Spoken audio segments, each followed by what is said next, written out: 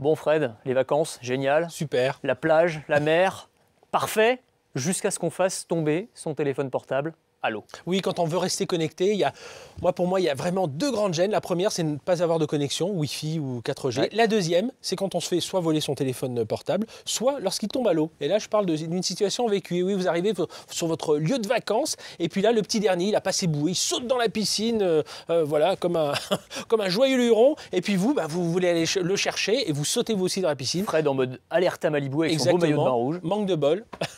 Votre smartphone, il est dans votre poche. Dans la poche du maillot de bain. Donc, première chose à faire, ne surtout pas réutiliser le téléphone. Il faut essayer, alors dans certains cas, parce qu'avec toutes les marques, on ne peut pas le faire, mais c'est de l'éteindre et puis d'enlever la batterie, de nettoyer, de tout sécher avec un chiffon ou avec un petit coton-tige sur chacun des connecteurs. Faites un peu votre délicat, là, Fred. Moi, j'ai un bon coup de sèche-cheveux, là, ça passe tout pas, seul. Hein. Mais surtout pas, parce que le sèche-cheveux, l'air va pulser l'eau dans tous les circuits électroniques et c'est le meilleur moyen pour que l'appareil ne fonctionne vraiment, pour le coup, plus du tout. Ah bon, d'accord. Il y a une petite astuce souvent que l'on donne, c'est de mettre le téléphone dans un sac de riz. Voilà, le riz va absorber l'humidité. Voilà, on laisse une journée. Ou alors, vous savez, tous ces petits sachets anti-humidité qu'on a lorsqu'on achète des appareils électroniques, gardez-les et vous pouvez mettre votre téléphone au milieu de tout ça. Ouais, c'est pas mal. Ça, pour le coup, c'est assez pratique. Et si on se le fait voler son téléphone, qu'est-ce qui se passe? Alors, déjà, je donnais quelques conseils avant de se le faire voler. Dès aujourd'hui, pensez à la première chose, sauvegardez vos données. Il y a tout un tas de services qui existent dans le cloud, Microsoft, Apple, Google, Dropbox. Voilà, il y en a tout un tas pour sauvegarder votre annuaire, vos photos.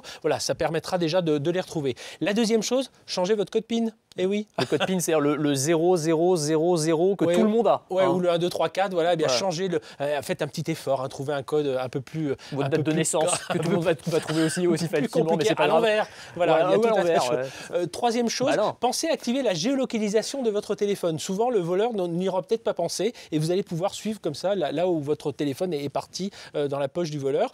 Quatrième chose, alors là, c'est un petit peu plus compliqué. Dans votre téléphone, vous avez les numéros IMEI. Voilà, c'est une série de chiffres. Oui, il faut les noter quelque part parce que lorsque vous allez faire votre déclaration à l'opérateur, ce sera beaucoup plus facile pour lui s'il a ce numéro IMEI, donc une série de chiffres, là, une quinzaine de chiffres, pour bloquer le téléphone. Toi, tu es très prévoyant parce que moi, le numéro IMEI, mais alors j'en ai absolument aucune idée. Et il y a plein de gens, je pense, qui se font voler leur portable, qui ont oublié d'enregistrer le numéro IMEI. Qu'est-ce qui se passe à ce moment-là? Alors, qu'est-ce qui se passe? Alors, première chose, il faut appeler son opérateur, lui dire, voilà, trouver un autre téléphone, appeler l'opérateur pour qu'il bloque tout, qu'il bloque et le téléphone et l'accès à toutes les applications, à toutes les données. Deuxième chose, on peut utiliser des logiciels qui s'appellent Cerberus, Lookout, Antisafe. Certains sont payants, c'est 2 € par mois et ils vont chercher à géolocaliser l'appareil, bloquer l'accès à vos données. Ils vont aussi prendre un selfie. Certains proposent cette fonction, c'est-à-dire que la personne qui va essayer de saisir le code ou d'enlever la batterie ou de le redémarrer, enfin, on sent qu'il y a un acte un peu frauduleux, ça va envoyer un selfie. Tu reçois la photo du voleur. Coucou, c'est moi. On reçoit la photo du voleur. Avec la localisation. Troisième chose, toutes ces applis mobiles, elles donnent accès à tous vos réseaux sociaux, vos Twitter, Facebook, LinkedIn. Pensez à changer tous les mots de passe un peu partout. Et puis, dernière chose, il faut penser quand même à aller voir le commissariat pour porter plainte et puis aller voir l'assureur. Peut-être que vous allez pouvoir réussir à négocier quelque chose. Bon, parfait. Avec tous ces conseils, si vous faites encore voler votre portable ou si vous le perdez, ce sera un petit peu de votre faute, franchement, ou alors de celle de Fred, je sais pas. Merci en tout cas, Fred, et bon été à tous.